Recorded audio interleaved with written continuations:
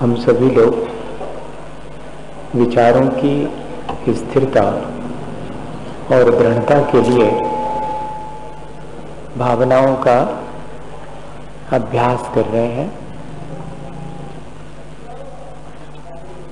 संसार की नश्वरता, मृत्यु की अनिवार्यता और मृत्यु से बचाने वाला कोई नहीं है,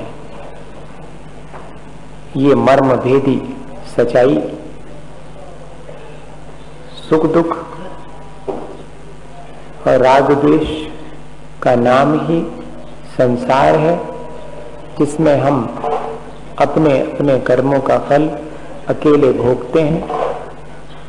शरीर कितना भी हमारे निकट हो, लेकिन फिर भी वो हमसे जुदा है, नाशवान तो है ही, अपवित्र भी है। उसमें न अभिमान करना चाहिए, न उसमें आसक्त होना चाहिए और न ही उससे द्वेष भाव रखना चाहिए, बल्कि उस देह का आत्म कल्याण के लिए सदुपयोग करना चाहिए। ये विचार हमारे जीवन को अच्छा बनाने में तब कारण बनते हैं जब इन विचारों में स्थिरता और दृढ़ता हो। हम सुबह से शाम तक मन, वाणी और शरीर के माध्यम से निरंतर कर्म करते रहते हैं।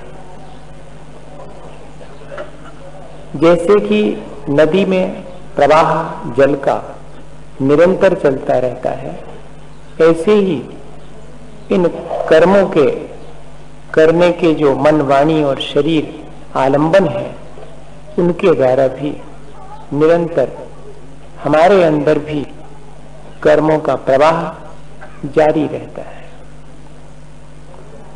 जो जोगन की चपलाई ताते भय आश्रो भाई। कर्मों के निरंतर प्रवाह का कारण मेरे अपने मन की मलिनता या मेरे अपने उपयोग की मलिनता और मेरे मन, वाणी और शरीर की चंचलता, ये दोनों ही है। जैसे जल स्वच्छ हो तो अपना चेहरा साफ दिखाई देता है, लेकिन जल में तरंगे उठ रही हों और जल गंदला भी हो, तो दोनों स्थितियों में फिर हमारा चेहरा हमें स्वयं ही नहीं दिखाई देता। ऐसे ही अगर मन, वचन, काय की चंचलता हो तरंगों की तरह और उपयोग में मलिनता हो गंदे जल की तरह, तो हमें जैसे अपना मुख दिखाई नहीं देता जल में, ऐसे ही ऐसी योग और उपयोग की दोनों की मलिनता और चंचलता के चलते हमें अपने आत्म स्वरूप का दर्शन नहीं हो पाता और हम निरंतर अपने संसार को बढ़ाते चले जाते हैं। दो चीजें स्पष्ट हो गई कि मेरे मन, वचन, काय की चंचलता, मेरे उपयोग की मलिनता, ये निरंतर मेरे संसार बढ़ाने में कारण है। तो ये तो मेरे लिए हानिकारक है। इसलिए दूसरी लाइन लिखना पड़ी कि जो जोगन की चपलाई ताते भय आश्रव भाई। लेकिन आश्रव दुखकार घनेरे। अगर इस तरह की इस प्रक्रिया को मैं निरंतर बनाए रखूंगा तो ये तो संसार बढ़ाने की प्रक्रिया है जो अत्यंत दुखदाई है। तब बुद्धिवंत तिन्हें निर्वेरे। जो बुद्धिमान जन है वो ऐसा विचार करके अपने अंदर क्या भावना लाते हैं कि मुझे इससे बचना चाहिए। इतना यह जो भाव है वो दृढ़ हो जाए। मुझे आश्रय हानिकारक है, संसार बढ़ाने वाला है और दुखदाई है, ये विचार का एक पहलू है, और उसी विचार का पोषण करने वाला दूसरा पहलू है कि मुझे ऐसी दुखदाई और संसार बढ़ाने वाली प्रक्रिया का समर्थन नहीं करना चाहिए, उससे बचना चाहिए। अभी तो होता ये है कि मेरा मन, मेरी वाणी, मेरा शरीर निरंतर कोई ना कोई उद्यम करने में ही अपना भला जानता है, और उपयोग तो मिथ्यात्व और मोह के द्वारा निरंतर मलिन हुआ ही है। सो उपयोग की निर्मलता के लिए और मन वाणी शरीर की सक्रियता को कम करने के लिए मुझे उपाय करना चाहिए, वही श्रेष्ठ है। क्या उपाय करना चाहिए ये जुदी बात है, लेकिन मुझे उपाय करना चाहिए। ये मेरे भीतर एक भाव, कोई बात नहीं, छोटा सा है वो, सावधानी उसको धीरे से छूना मत आप उसको, नहीं तो वो चिड़िया उसको नहीं कागज से लेना। बस ठीक जाओ। तो उपयोग की मलिनता मेरी बढ़े नहीं, और मेरे मन वाणी और शरीर की चंचलता कमती हो, ये निरंतर विचार बना रहे।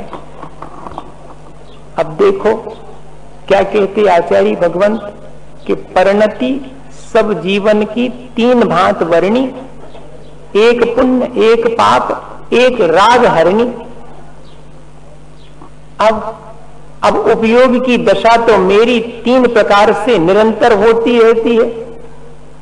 मैं विषयों में अनुरक्त होता हूं, वो मेरे उपयोग की अशुभ परिणति है। मेरे मन में जब जप तप स्वाध्याय भगवान की पूजा अर्चना का भाव उत्पन्न होता है, जो धर्म के प्रति मेरा अनुराग होता है, वो मेरे उपयोग की शुभ अवस्था है। और जिन क्षणों में मैं समता भाव रखता हूं, राग द्वेष से रहित अवस्था को प्राप्त होता हूं, वो उपयोग की शुद्ध अवस्था है। तो उपयोग की शुद्ध अवस्था तो 5 पापों का त्याग किए बिना, 5 महाव्रतों को धारण किए बिना, और 5 महाव्रतों को धारण करने के साथ साथ 3 गुप्ती में लीन हुए बिना उपयोग की शुद्धता तो आएगी नहीं। अब मेरे हिस्से में 2 चीजें आई, एक शुभ है और एक अशुभ है। मेरे उपयोग में भी और मेरे योग में भी, दोनों में ही शुभ अशुभपना निरंतर बना रहता है सुबह से शाम तक। वह जो शुद्ध आत्म स्वरूप है, उसका तो सिर्फ मेरे श्रद्धान मात्र है। अभी तद्रूप मेरी परिणति तो हुई नहीं है। परिणति तो निरुपरागा शुद्धोपयोगा, परिणति तो मेरी जब राग देश से रहित होगी तब वह शुद्ध अवस्था प्राप्त होगी। लेकिन मेरी तो सुबह शाम परिणति शुभ अशुभ रूप ही होती है, चाहे मन वचन काय की परिणति हो, चाहे मेरे उपयोग की परिणति। उपयोग ज्ञान दर्शन रूप है, मन वचन काय ये तो कर्माधीन है, ये ध्यान रखना। योग और उपयोग में थोड़ा अंतर है। मन वचन काय जो कि कर्माधीन है, वे सब योग की अवस्थाएं हैं 3, और उपयोग तो मेरे चेतना की ज्ञान दर्शन की परिणति है। चैतन्य अनुविधायी परिणाम उपयोग, चेतना की जो परिणति है वो उपयोग है। उसमें मलिनता और शुद्धता कैसे आती है, शुभ अशुभपना कैसे आता है, ये जरा सा विचार करें। मेरे मन में जब सच्चे देवगुरु शास्त्र के प्रति श्रद्धान होता है, 7 तत्वों का जैसा स्वरूप भगवान अरहंत ने कहा है उस पर मेरा श्रद्धान होता, मेरी आत्मा पर पदार्थों से भिन्न है, जब ऐसा आपा पर का भेद विज्ञान होता, मेरे भीतर की अनंतानुबंधी कषाय और मिथ्यात्व की परिणति नष्ट होती, तब मेरे भीतर जो निर्मलता आती है वो है उपयोग की शुभ अवस्था। और जब तक ये प्राप्त नहीं हुई, यानी जब तक मुझे दृष्टि की निर्मलता या सम्यक दर्शन नहीं हुआ, तब तक मेरे उपयोग की परिणति तो अशुभ ही है। भले ही मैं मन वचन काय की शुभ क्रियाएं चाहे जितनी करूं, मेरे योग में तो शुभपना हो सकता है, लेकिन उपयोग में शुभपना तो मोह के जाने पर होता है। इसलिए फिर क्या लिखा, मोह नींद के जोर जगवासी घूमे सदा, कर्म चोर चहूर सर्वस लूटे सुध नहीं।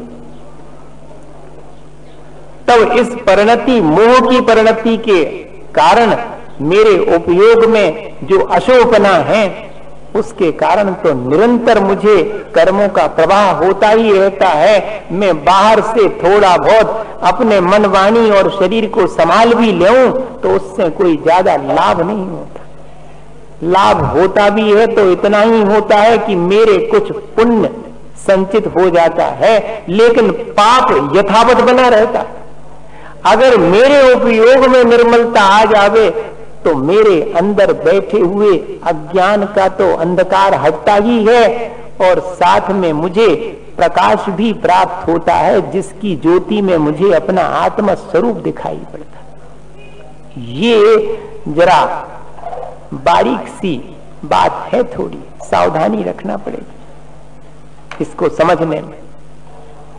अब तो बहुत दिन हो गए अपन को अभ्यास करते करते, तो थोड़ा अभ्यास बढ़ाना चाहिए कि क्या स्थिति मेरे भीतर निर्मित होती है।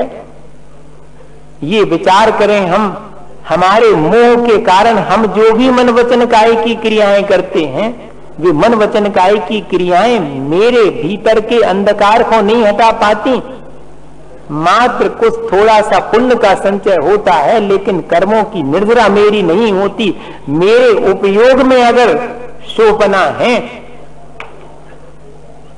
अर्थात दृष्टि निर्मल है, अगर मेरा मोह हट गया है, मिथ्यात्व घट गया है, तब जाकर के मेरे योग में पवित्रता आएगी, तब शुभ का आश्रय होगा, साथ में कर्मों की निर्जरा होगी। अब जरा ये शुभ अशुभ दोनों प्रकार के आश्रय को और थोड़ा समझ लें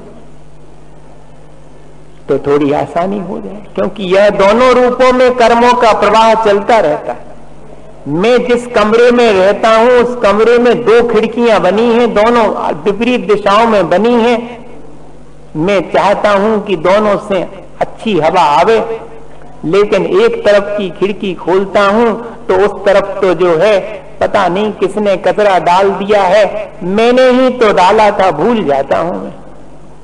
सो उस कचरे का ढेर है जिस पर हवा टकरा कर आती, सो गंदी होकर के आती है, मेरे कमरे में गंदी हवा भर जाती है। दूसरी खिड़की भी साथ में खुलती है, उससे बगीचा जो मैंने लगा रखा है उसके फूलों से सुंदर खुशबू भी आती है, पर वो मिल करके गड्ढमड्ढ हो जाती है। सो जब हवा का प्रवाह अधिक होता है पाप की तरफ से, तब मेरा पुण्य तो अल्प फल दे करके मुझे और निकल जाता है। अरे यह क्रम तो निरंतर देखने में आता है कि जरा थोड़ी देर को सुख मिलता है, उसके बाद में दुख की अवस्था आ जाती है। किसी को थोड़ा सा दुख होता है और पूरे भौतिक सुखों में ही जीवन व्यतीत हो जाता है। ये मामला मेरे शुभ शुभ प्रवाह का ही है और कुछ नहीं है। अब शुभ अशुभ के प्रवाह पर मैं अंकुश कैसे लगाऊं, तो जरा पहले समझ तो लूं कि इसमें से अशुभ का प्रवाह और शुभ का प्रवाह कैसे चलता है। वैसे आश्रय भावना भाते समय आश्रय के कारणों पर विचार करना उतना महत्वपूर्ण नहीं है, जितना इस बात का विचार करना कि यह सब मेरे लिए हानिकारक है। मुख्य तो इतनी बात है। जब भी आश्रय भावना का विचार करें तो दुख कार घनेरे, यह तो मेरे लिए बहुत दुखदाई है, और जो चीज दुखदाई है सो कोई से नहीं अपन को पूछने पड़त के का भैया जा करें कि न करें, अपने आप तय हो जाता मन के भीतर के न करें, क्योंकि दुखदाई है। इसलिए ये नहीं कह रहे कि करो न करो, बस ये कह रहे हैं कि ये भावना तो अंदर से आनी चाहिए कि दुखदाई है, फिर वो की बात को काम तो आसान हो जाए। अब तो जो लगता ही नहीं है कि संसार में दुख है, जो दिन लगन लगे वो दिन पैसे बाहर निकल भी की गैल अपने आप मिल जाएगी। अब तो दूसरे से पूछते हैं कि का भैया कौन रास्ता से जाने। क्यों पूछना पड़ रहा है? क्योंकि भीतर में अभी वैसा भाव ही उत्पन्न नहीं हुआ। तो हम ये विचार कर लें कि यह जो प्रवाह है मेरे लिए दुखदाई है, इस प्रवाह से मुझे बचना चाहिए। अशुभ का प्रवाह और शुभ का प्रवाह दोनों ही मेरे ही कर्मों से होने वाली स्थिति है, कोई बाहर से नहीं होती। पहली चीज, कोई मुझे शुभ अशुभ कर्म का फल देता हो या कोई मुझे शुभ अशुभ कर्म करने के लिए प्रेरित करता हो, यह तो सिर्फ बाह्य दृष्टि है। अंतरंग में मेरे ही कर्मों का निरंतर उदय मुझे और अधिक शुभ अशुभ करने के लिए प्रेरित करता है। मेरे वर्तमान के पुरुषार्थहीनता, वातावरण और मेरे मोह का उदय, ये सब मिलकर के मुझे शुभ अशुभ दोनों में लगाए रखते हैं। सुबह से शाम तक प्रवाह को बनाए रखते हैं। तब मैं क्या करूं? अपने पुरुषार्थ को संभालूं, अपने अज्ञान को हटाने का उपाय करूं। वातावरण मेरे हाथ में नहीं है। मेरे हाथ में मेरा मोह है और मेरे हाथ में मेरा वर्तमान का पुरुषार्थ है। इसलिए इन दोनों को मैं संभालूं, इन पर मेरा अधिकार है। और उसमें भी मेरे पूर्व में संचित कर्म जो मैंने बांधे हैं, उन पर भी मेरा ज्यादा अधिकार नहीं है। वे तो अपना उदय आने पर फल देंगे, उनका फल मुझे कैसे भोगना है, इस पर मेरा अधिकार है। अब देखिएगा, इसका मतलब यह है कि मैंने पूर्व में अज्ञानतावश अगर इस प्रवाह को, शुभ अशुभ दोनों प्रकार के प्रवाह को जारी रखा है, तो कोई जरूरी नहीं है कि मैं इसे और जारी रखूं। अगर मुझे ये समझ में आ गया है कि ये प्रवाह मेरे लिए दुखदाई है, तो मैं इसे रोकने के लिए क्या करूं? हाथ पे हाथ रखे बैठा रहूं कि क्या करूं, मेरे तो ये निरंतर ही चल रहा है? नहीं, ऐसे नहीं चलेगा काम। जिन कारणों से चल रहा है उन कारणों को अब मैं कम करूंगा। मैं मिथ्यात्व को घटाऊंगा, अपने भीतर के असंयम भाव को घटाऊंगा, मैं प्रमाद को घटाऊंगा, मैं अपनी कषाय और मन वचन काय की चंचलता को घटाऊंगा, क्योंकि यही तो कारण बनते हैं। मिथ्यात्व वृत्ति प्रमाद कषाय योगा बंध हेतवा, ये निरंतर मेरे प्रवाह को और बल देने वाली चीजें हैं। इसलिए इनसे मैं बचूं, क्योंकि मैं दुख से बचना चाहता हूं। ये सब मेरे लिए दुखदाई है, ऐसा भाव मन के भीतर आना चाहिए। बात थोड़ी सी कठिन है, एक उदाहरण से समझ में आए चाहे आ सकती है। एक भैया जी हते सो बाबा जी के पास पहुंचे, कहने बाबा जी को मंत्र तो दे दो। भाई क्या करोगे? कहती जिससे देवता हमारे बस में हो जाए। कहले दे देंगे, पहले जा बताओ तुम्हारे नौकर चाकर हैं तुम्हारे बस में? कहले हम भी कोनो बात नहीं मानत हमारी। अरे तो भाई तुम्हारे परिवार के जन तो मानते होंगे, वे तो होंगे बस में। कहते वे भी नहीं है। तो लड़के का क्या हिसाब है? कहले वो तो और ही नहीं मानत हमारी बात। कहले चलो कोई बात नहीं, तुम्हारा मन तो तुम्हारे बस में है। कहले वो को भी भरोसा नहीं है, तो जाओ फिर कोनो मंत्र नहीं है तुम्हारे लाने का, देवता बस में करो। आया समझ में? ये स्थिति हमारे साथ भी है। हम दूसरे के लिए चाहते हैं कि ये सब स्थितियां ठीक हो जावें। क्या करें? संसार ही ऐसा है जिसमें निरंतर मुझे शुभ अशुभ परिणाम होते रहते हैं। इससे काम नहीं चलेगा। मुझे स्वयं जो है अपने योगों की चंचलता और अपने उपयोग की मलिनता को हटाने का पुरुषार्थ करना पड़ेगा। और वो पुरुषार्थ, उस पर श्रद्धांत तो हो जाए कम से कम कि हाँ करना है मुझे। एक भावना तो उत्पन्न हो जाए कि मुझे ये काम करना है। कैसे करना है वो अपन फिर चर्चा करेंगे, लेकिन करना है मुझे। और उसमें दोनों में से भी मैं पहली दृष्टि में तो देखूंगा तो पुण्य और पाप दोनों ही प्रवाह हैं, लेकिन दोनों प्रवाह में थोड़ा अंतर है। वह अंतर भी मेरी दृष्टि में स्पष्ट रहे, क्योंकि अभी जब तक मेरे हाथ में अपनी शुद्ध परिणति नहीं आई है, वो मेरा लक्ष्य है। उस लक्ष्य तक पहुंचने के लिए मुझे करना क्या पड़ेगा? मुझे शुभ अशुभ में से एक चुनना है। तो शुभ अशुभ में से जब चुनना हो तो जरा दोनों पे विचार करना पड़ेगा। पाप तो सर्वथा हे है, और जो पुण्य है जिसका आश्रय होता है उसे भी आचार्य भगवंतों ने हे कहा है, लेकिन कथनचित हे है तो कथनचित उपादेय भी है। किसी अपेक्षा से हे है, किसी अपेक्षा से उपादेय है। पाप तो सर्वथा हे है, लेकिन यह पुण्य भी हे है, इसके पीछे विचार क्या है ये तो देख लूं मैं। अभी तो मैं जल्दी से कह देता हूं कि पुण्य तो हे है। अरे भाई, तो मैंने कभी विचार ही नहीं किया कि वास्तव में है क्या, कहना क्या चाह रहे हैं। अब मैं विचार कर लूं थोड़ा सा। पुण्य का आश्रय हे है, तो पुण्य का आश्रय तो कषायों की मंदता में होता है। तो क्या कषायों की मंदता हे है तो फिर मैं क्या तीव्र कषाय करूं? अरे ये तो मामला गड़बड़ हो गया। इसका मतलब है कि पुण्य का आश्रय हे नहीं है। सावधानी से विचार करना, मैं बाद में चर्चा करने का मौका नहीं दूंगा, मैं यहीं कर लेना। हाँ जी, चर्चा का विषय नहीं है, ये तो आत्मा में जो अवस्था है उसको देखने का विषय है। ज्ञाता दृष्टा बन करके देखोगे तो ठीक दिखाई पड़ेगा। चर्चा में उलझोगे तो आज तक नहीं सुलझी जा, जिंदगी निकल गई। विचार करना कि कर्मों का जो पुण्य कर्म है, कर्मों में से वो मंद कषाय से होता है पुण्य का आश्रय या तीव्र कषाय से? मंद कषाय से होता है अगर, तो फिर क्या मंद कषाय करना है तो तीव्र कषाय करना उपादेय है क्या?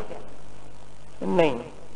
मंद कषाय के मायने है विशुद्धि और तीव्र कषाय के मायने है संकलेश। तो संकलेश करना तो है मेरे लिए तो कषाय की मंदता यानी विशुद्धि उपादेय है, और उससे तो पुण्य का आश्रय ही होगा। अब करूं क्या? नहीं तो कुछ और कहना चाह रहे होंगे, तो पुण्य का बंध ही होगा। अरे भाई, पुण्य का बंध भी जो है वो तो 13वें गुण स्थान तक चलता रहता है। अनंत अवस्था में भी 13वें गुण स्थान में पुण्य का आश्रय होता रहता है, पुण्य का बंध होता रहता है। इसका मतलब है कि पुण्य का बंध भी है नहीं है, तो फिर क्या चीज है? अब एकदम में पछ है, आखिरी में पछ है। अबे तो भीतर बिल्कुल नहीं जा रही हुई है।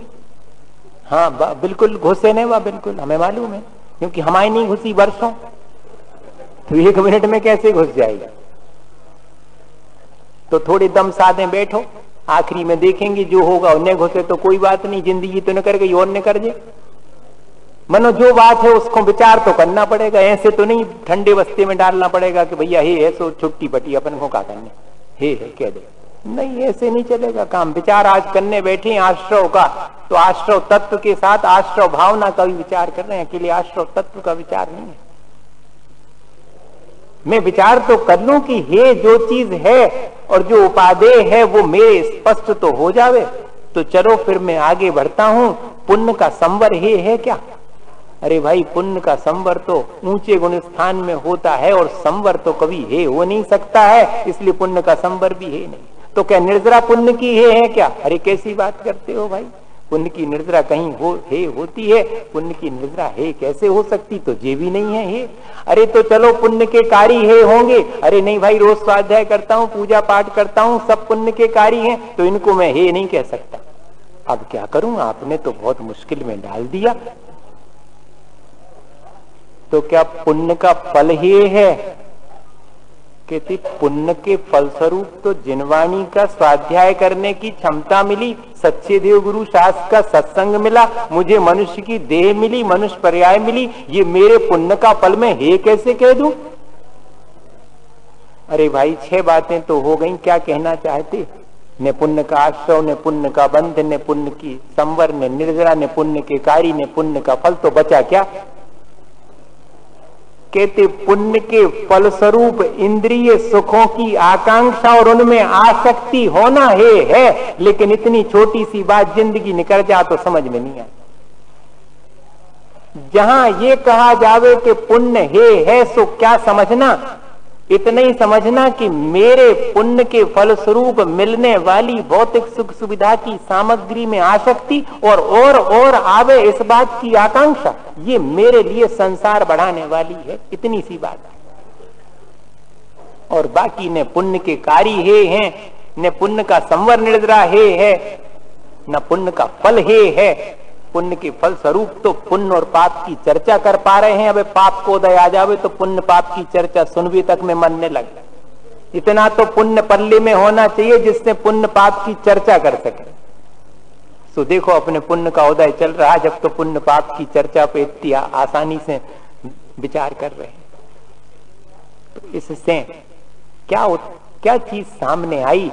आखिरी में यही सामने आया कि मेरी ये जो विषया शक्ति है, मेरी जो ये पंचेंद्री के विषयों की आकांक्षा है, वो सबसे पहले मेरे लिए त्याग करने योग्य है, वो मेरे लिए हे है। और वही आसक्ति मेरा मोह, और वही जो आकांक्षा है वो मेरी चंचलता। वहीं वापस लौट के आए कि मेरा अपना मोह और मेरे अपने योग की चंचलता, यही मेरे संसार बढ़ाने वाली है। बताइए, मुझे उसे ही घटाने का पुरुषार्थ करना चाहिए, उसे भला ने मानना चाहिए। उसे अगर मैं भला मानूंगा तो ठीक नहीं होगा। लेकिन धर्म के कार्यों को भी मुझे हे न मानना चाहिए, जिनसे कर्मों की निर्जरा और पुण्य का आश्रय होवे, वे सारी क्रियाएं हे नहीं है। सो भगवान की पूजा, भक्ति, स्वाध्याय, ये सब मेरे शुभ के आश्रय में कारण हैं। अगर सम्यक दर्शन के साथ में मैं ये सारी क्रियाएं करता हूं तो ये पुण्य के आश्रय के साथ साथ मेरे खोटे कर्मों की निर्जरा में भी कारण बनती हैं। ये बात जुदी है कि कोई सच्चे देवगुरु शास्त्र पे श्रद्धा किए बिना, आपा पर के भेद विज्ञान के बिना और मन वचन काय की शुभ क्रियाएं भी घनी करे तो भी बाके अकेला पुण्य का आश्रय होवे है, निर्जरा तो होए नहीं।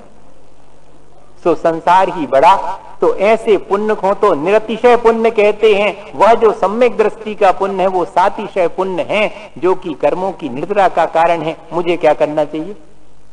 मुझे ऐसे आश्रय को समझ करके और अशुभ के आश्रय से तो सर्वथा बचना चाहिए, और शुभ के आश्रय के लिए मुझे संसार में अटकाने वाला है, भटकाने वाला नहीं है। उस अटकन को दूर करने के लिए मुझे अपने समता भाव का अभ्यास करना है, ताकि मैं शुभ अशुभ दोनों परिणामों के बीच और समता रख सकूं। ये जो है भावना निरंतर बनी रहे। उदाहरण बहुत सारे अपने सामने हैं। महाराज तो अपने लिए यही काम आसान करते हैं। अपन भले ही उसको किस्सा कहानी समझे भैया, सो समझते रहे। ये तो प्रथमान योग के दृष्टांत हैं, जो हमारे उपयोग की परिणति से होने वाले फल को प्रदर्शित करने वाले। कि उपयोग की अशुभ परिणति का फल क्या है, उपयोग की शुभ परिणति का फल क्या है, और उपयोग की शुद्ध अवस्था में क्या स्थिति घटित होती कि वो देखो, उनने मुनि दीक्षा ली और वो चले गए और वो ध्यान किया और वो केवल ज्ञान ले। बात चर्चा तो एक लाइन की है, लेकिन पहले तो उनके जीवन के अशुभ और शुभ परिणति का जो संघर्ष चलता है उसको ही तो अपन किस्सा कहानी की तरह पढ़ते हैं। तो उसको अकेले किस्सा कहानी नहीं, ये दृष्टांत भाषे हैं। कर्णानी योग और द्रव्यानी योग का अभ्यास करने वाले को प्रथमानी योग अपनी ही उपयोग की परिणति के दृष्टांत भाषे हैं। ऐसा टोडरमल जी साहब ने लिखा। अपन विचार करें कि हम शुभ और अशुभ दोनों के दृष्टांत अपने जीवन में सामने देखते हैं, अपना स्वयं का जीवन भी दृष्टांत है। तब ऐसे में मुझे शुभ की परिणति से बच करके, अशुभ की परिणति से बच करके शुभ में स्थित होना चाहिए, और शुभ को ही सब कुछ नहीं मानना चाहिए। मुझे अपने शुद्ध अवस्था का स्मरण निरंतर बना रहे कि प्राप्तव्य तो मेरा ये है, यह तो मात्र मुझे अशुभ से बच करके थोड़ी देर यहाँ ठहरने का जंपिंग बोर्ड है। जंपिंग बोर्ड जैसे कि कोई नदी में जंप करता है तो पहले किनारा छोड़ करके और 10 फुट आगे आन के वो जंपिंग बोर्ड पे खड़ा होता, फिर उछलेगा, फिर कूदेगा उसमें। अब इतनी हो हिम्मत तो अब वो किनारो तो छूटत नहीं है, पाप तो छूटत नहीं है। पहले नंबर वो जंपिंग बोर्ड छोड़वे की तो चिंता हो जाए, भैया पहले न छूटे, पहले पुण्य ने छूटेगा, पहले तो पाप बुद्धिपूर्वक छोड़ना पड़ेगा, फिर बाद में शुद्ध अवस्था की प्राप्ति होते ही पुण्य पीछे छूट जाएगा, छोड़ने का पुरुषार्थ भी नहीं करना पड़ेगा।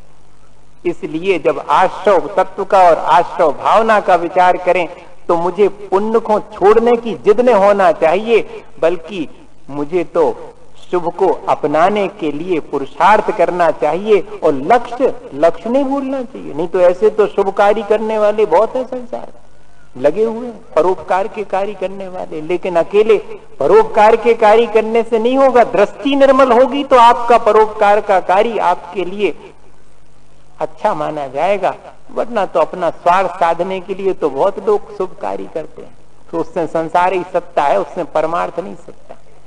ऐसा विचार करना, एक छोटा सा उदाहरण सबको स्मरण में दिला दे रहा हूं।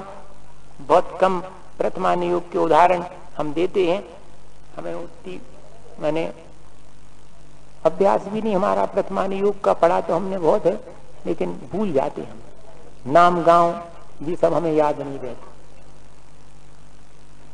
पर ये घटना बहुत उपयोगी है, याद भी रह गई। अब बाकी ने पूछिए कि उनकी मताई को कहा ना हो तो, और उनके 6 भैया आते तो उनको कहा ना होते, कौन राजा के भी का करती जा नहीं मालूम हमें। धन्य कुमार हते जी मालूम, सबको मालूम। और धन्य कुमार के पूर्व जीवन में वे अपने अशुभ कर्मों का भारी फल भोगते थे, सो गरीबी की अवस्था थी। सेठ जी जौन के थे, माने जिसने उनके पिताजी का काम किया वो तो होगा सेठ, और जी हो गए उनके थे नौकर। घर में खीर बनी है तो सब बच्चे खा रहे हैं, और धन्य कुमार का नाम था अकृत पुण्य, नहीं करे जौन ने पुण्य, पापई में जीवन निकल गया, सो नाम ही रख दिया अकृत पुण्य। सो मुझे भी खीर दो, मुझे भी खीर दो माँ, तो माँ खीर कहां से देवे, भोजनों की तो नहीं है गुंजाइश, खीर कहां से बने। बड़ी मुश्किल में जो है थोड़ा सा चावल और दूध और मीठा सेठ जी के यहां से प्राप्त करके घर में खीर बनाऊं, ऐसा उपक्रम किया। तो सबसे पहले तो मैं आहार दान देकर के ही भोजन करूं। हाँ, स्वयं भोजन करके मैं दिन भर पाप का ही आश्रव करूंगा। जो पुण्य के आश्रव में और कर्मों की निर्जरा में लगे हुए हैं, उनके लिए वह आहार दान दे करके फिर मैं अपना आहार करूं। ये भावना तो अत्यंत निर्मल भावना है। एक ग्रास हाथ पर रखना बाहर से तो देखने में छोटा सा कार्य लगता है, लेकिन उसके पीछे छिपी हुई जो बहुत भावना है, वो जो श्रद्धान है मोक्ष मार्ग के प्रति, और वो जो मोक्ष मार्ग में चलने वाले के प्रति जो सेवा का भाव है, वो कर्मों की निर्जरा और पुण्य दोनों के अर्जन का कारण ही। ध्यान रखना, ये छोटी सी प्रक्रिया दिखती जरूर है कि जो धरो थे वो भी निकल गए, का भाव कछु तो नहीं भाव। लाइन सी लगी थी तो कहने लगे देख जाते चले जाते, देख जाते चले जाते। अब 100 आदमी है तो क्या हो रहा हो, खेल हो रहा हो का? अरे ने भैया, खेल तो हम कर रहे हैं यहाँ पर 5 इंद्रिय और मन के विषयों का, इसी में लगे। उसको कभी हम खेल नहीं कहते। हम धर्म ध्यान की प्रक्रियाओं को जो है देख करके क्षण भर के लिए लगता कि ये तो खेल है, जैसे नहीं। जिनेन्द्र वर्णी ने लिखा कि ये जो मेरा सवेरे से गदगद हो करके स्नान इत्यादि करके शुद्ध वस्त्र धारण करके भगवान की पूजा के लिए और थाली लगाना और आ करके भगवान के गुणगान करते हुए ये थाली में से ये थाली में धरते जाना, ये पागलपन ही तो है। लेकिन ये पागलपन मेरा ठीक है, विषय कषाय की दौड़ में सवेरे से दौड़ रहे लोगों के पागलपन की अपेक्षा मेरा ये पागलपन ज्यादा ठीक। जब शुभ अशुभ की चर्चा आवे तो ऐसा ही विचार करना भाई कि अशुभ से तो संसार ही बढ़ेगा, शुभ से तो थोड़ी गुंजाइश है कि मैं अपने को संभाल लेऊंगा। तो उस अकृत पुण्य को मां छोड़ के गई कि भैया देखें रहियो, महाराज आवे तो निवेदन कर लियो, और हम तो जा रहे हैं सो पानी भर के आते हैं। प्रसिद्ध है घटना, मुझे तो रिवाइज कर रहा हूं, उसमें जो मुझे बात कहनी है वो महत्वपूर्ण है।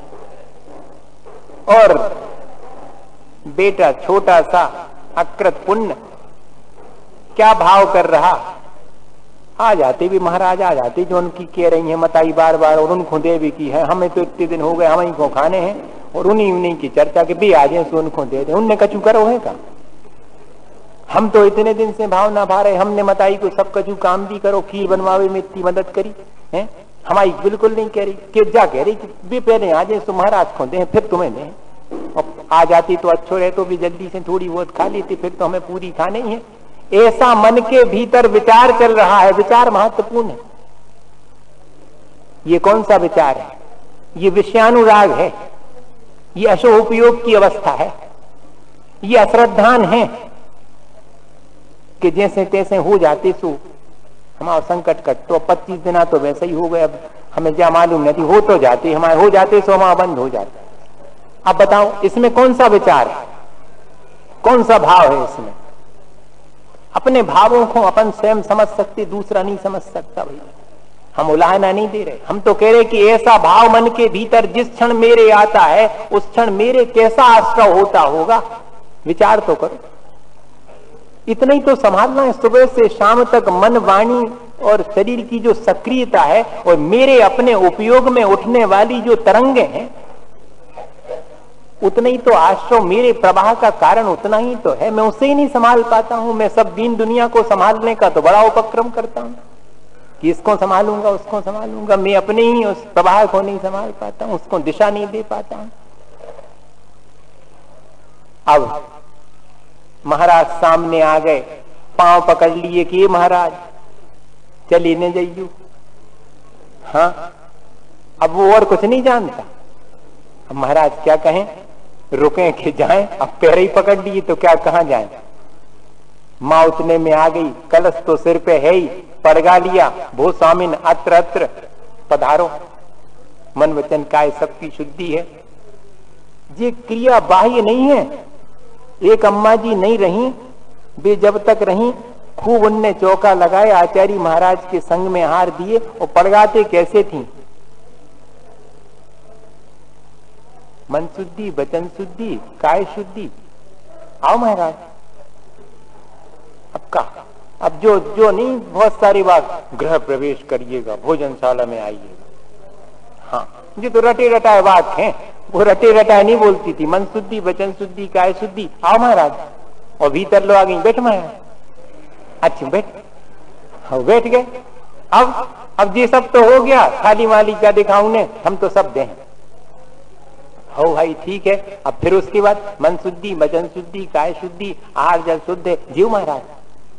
अब जीव महाराज, अब ऐसी कह दें तो लौट जाए आज के महाराज हों तो देखें जो सबका है, मगर उनकी भावना तो देखो। और कोई नहीं लौटता था, आचार्य तो हंस देते थे, और 15 दिन में एक आध बार उनके यहाँ बूढ़ी अम्मा जी के यहाँ हो ही जाते थे, क्योंकि उनकी भक्ति, उनके भाव की निर्मलता वो देखने लायक थी। वाही क्रिया के साथ साथ वो महत्वपूर्ण है। अब वो पैर पकड़े खड़ा हुआ है और माँ ने पड़गा लिया है। अब माँ से पूछो कि काय की विधि आती तुम्हारी, पूछो। अब रुक गए हैं महाराज और खीर देना शुरू कर दी है। तब क्या विचार करता है? पहले क्षण भर पहले ये विचार था कि थोड़ी सी ले ले में जी महाराज, और शेष मैं खाऊंगा। और जैसे ही हाथ पर महाराज के खीर रखी, मन का विचार बदला, भाव बदले, और मुद्रा देख करके दृष्टि की निर्मलता हो गई। आपा पर का भेद विज्ञान हो गया। ये ध्यान रखना, उस वीतराग मुद्रा से, रत्नत्रय धारी की मुद्रा से, उनकी उस आहार की प्रक्रिया से। और क्या विचार मन में आता है? महाराज सब ले लें, मैं तो तृप्त हूं, मुझे कुछ नहीं चाहिए, सब ले लें, सब ले लें, देता चला जा रहा है, और दो मां महाराज के लिए और दो। और महाराज तो रिद्धिधारी थे, अक्षीण महानस नाम की रिद्धि थी कि जिस रसोई में पहुंच जाएं, जो चीज ग्रहण कर ले, वो चक्रवर्ती का कटक अक्षौणी सेना भी खा ले वे तो समाप्त नहीं होगी। अक्षीण महानस रिद्धि। और वही हुआ। महाराज तो खीर लेकर के चले गए। और वैसे देखा जावे तो आहार के बाद का जो संतोष है वो सब चीजों को बढ़ा देते, चीजें बढ़े चाहे न बढ़े। अब अपने पेट ही भर गए तो भी सब धरी ने कि नहीं धरी ने, तो कई बढ़ गई, ऐसा ले लो अर्थ। तुझे तो सामने ही देखने में आता है। आसक्ति घट गई तो चीजें ज्यादा लगने लगती, और आसक्ति बहुत हो गई तो इतनी चीजें हो तो इतनी सी लगे। वो दृष्टि निर्मल हो गई तो भाव बदल गए। उपयोग की जो निर्मल अवस्था है वो प्राप्त होने से बदल गए भाव, और पुण्य का आश्रय होने लगा। क्षण भर पहले पाप का आश्रय हो रहा था, उसी प्रक्रिया में साथ में दृष्टि निर्मल होने से उसके पाप कर्म घटे। और बताइए फिर जहां हाथ लगाता वहां पर सोना निकल रहा है। धन्य कुमार की ये पूर्व जीवन की अवस्था है। इस उदाहरण में दोनों चीजें छुपी हुई हैं। और धन्य कुमार का चरित्र आगे पढ़ो तो जब उन्होंने अपने कल्याण के लिए महाव्रत धारण कर लिए, वह जो समता भाव धारण कर लिया, उस शुद्ध परिणति को प्राप्त कर लिया। कैसे? अशुभ से बच करके शुभ में स्थिर हो करके फिर शुद्ध पर्याय को प्राप्त किए। उदाहरण बस इतना ही अपन को जब आश्रय भावना करें तो समझना चाहिए। आज हमने बहुत चित्त से अपनी बात कही तो 10 बज गए। अब आप जो है हमारे 15 मिनट फिर कोनो दिन काट लियो, जैसा भी करने हुई मैंने हवे तो हो गई हमारी चर्चा पूरी। बोले आचार्य गुरुवर विद्यासागर जी महाराज की।